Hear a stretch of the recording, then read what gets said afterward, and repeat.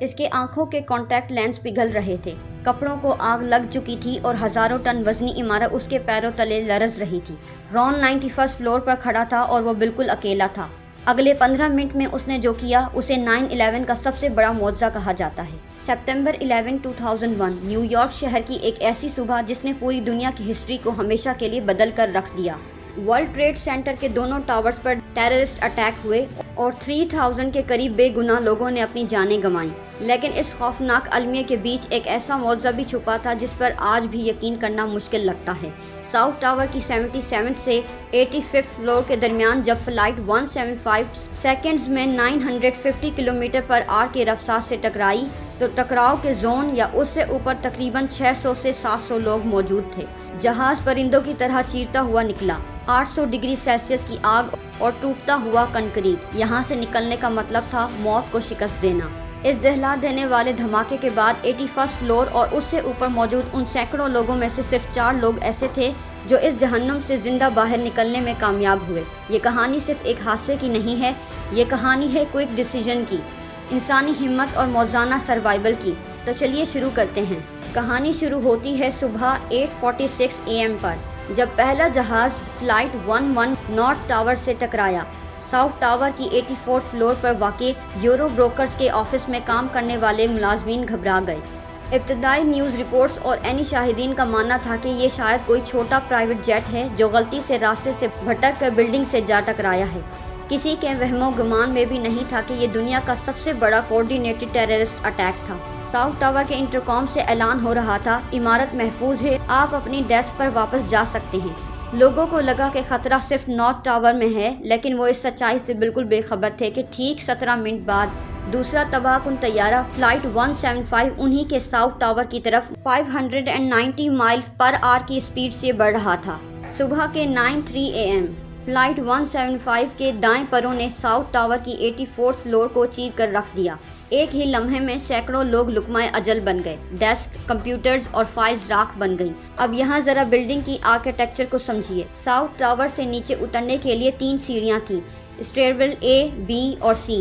جہاز جہاں ٹکرایا اسے اسٹیئرویل B اور C نامی 2 راستے مکمل طور پر تباہ ہو کر آگ کا دریا بن چکے تھے، لیکن خوش قسمتی سے اسٹیئرویل A ایک کونے میں ہونے کی وجہ سے جزوی طور پر اب بھی بچا ہوا تھا۔ 84 فلور پر برائن کلارک نامی ایک سیکیورٹی والنٹیئر زندہ بچ گیا۔ اس نے 5-6 لوگوں کو جمع کیا اور اسٹیئرویل A سے نیچے اترنے لگے، اور وہ 81 فلور پر پہنچتے ہی ان کا سامنا اوپر کی طرف بھاگتے ہوئے ایک دوسرے گروپ سے ہوا۔ وہ گروپ چلا رہا تھا، نیچے شدید آگ ہے، ہمیں روف ٹاپ پر جانا ہوگا تاکہ ہیلی کاپٹر ہمیں ریسکیو کر سکے۔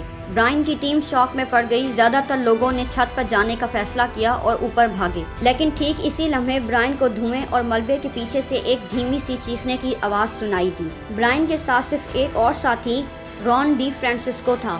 دونوں اس خوفناک دھوئیں کی طرف بڑھے، لیکن دھواں اتنا گھنا تھا کہ رون کی ہمت جواب دے گئی اور وہ خوف زدہ ہو کر واپس اوپر بھاگ گیا۔ برائن اکیلا صرف ایک چھوٹی سی فلیش لائٹ لے کر اس ملبے کی طرف بڑھ رہا تھا۔ وہاں 81 فلور پر فوجی بینک کے ایگزیکٹو اسٹینلی پریمنن ڈرائی وال اور کنکریٹ کے نیچے دبے ہوئے تھے۔ برائن نے اپنی پوری طاقت لگا کر ڈرائی وال میں سوراخ کیا، اسٹینلی کو باہر کھینچا اور ان کے کندھے پر ہاتھ رکھ کر کہا، کم آن بڈی، لیٹس گو ہوم۔ برائن نے سمجھداری دکھائی، اس نے جانا کہ ٹاور کی چھت کا راستہ بند ہوگا اور ریسکیو کرنا ناممکن ہے۔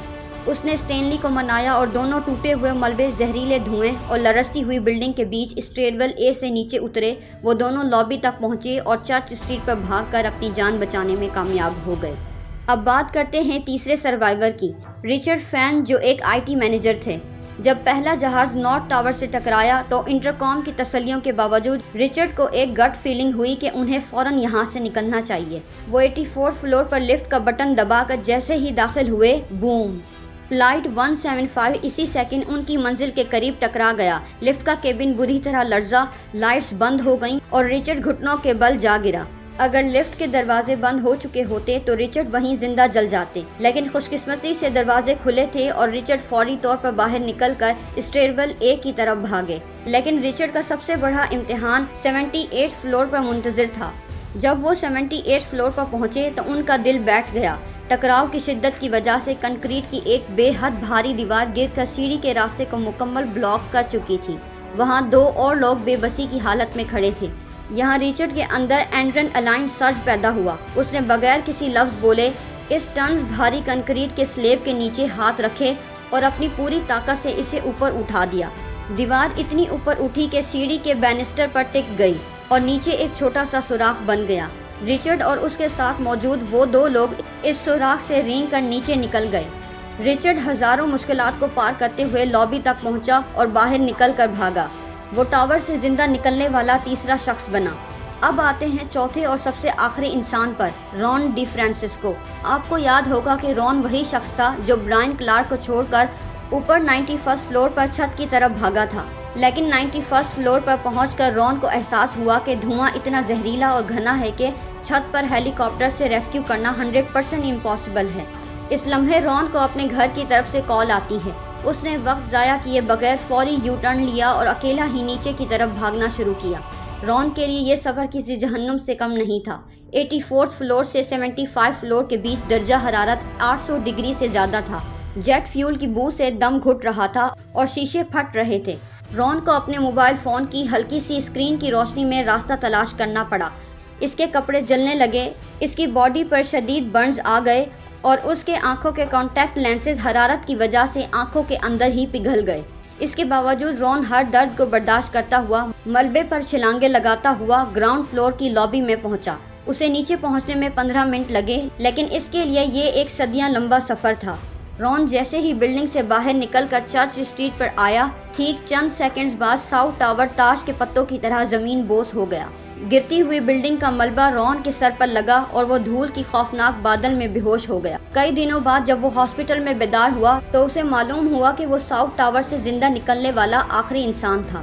اگرچہ 9/11 کمیشن کی آفیشیل رپورٹس کے مطابق اس ٹکراؤ زون کے پاس سے کل 14 سروائیور کا ذکر ملتا ہے، لیکن یہ 4 کہانیاں سب سے زیادہ موزانہ تسلیم کی جاتی ہیں، اور ان 4 افراد کی کہانی ہمیں صرف ایک سیاہ دن کی ہولناک نہیں بتاتی، بلکہ ہمیں سکھاتی ہے کہ ایکسٹریم کرائسس کی حالت میں ایک صحیح وقت پر کوئک ڈیسیژن لینا کتنا ضروری ہے۔ خوف کے آگے گھٹنے ٹیکنے کے بجائے راستہ تلاش کرنا زندگی اور موت کا فرق پیدا کر سکتا ہے۔ اور سب سے بڑی بات، انسان ایک دوسرے کی مدد کرنے کا جذبہ بڑی سے بڑی آفت پر بھی بھاری پڑ سکتا ہے۔ ان 4 سروائیورز نے ثابت کیا کہ دنیا کے تاریک ترین لمحات میں بھی امید کی ایک کرن ہمیشہ باقی رہتی ہے۔ اگر آپ کو یہ ویڈیو اچھی لگی ہو تو اسے لائک اور شیئر کریں اور چینل کو سبسکرائب کرنا نہ بھولیں۔ آپ کے خیال میں اگر آپ اس جگہ ہوتے تو کیا فیصلہ کرتے؟ کامنٹس میں ضرور بتائیے۔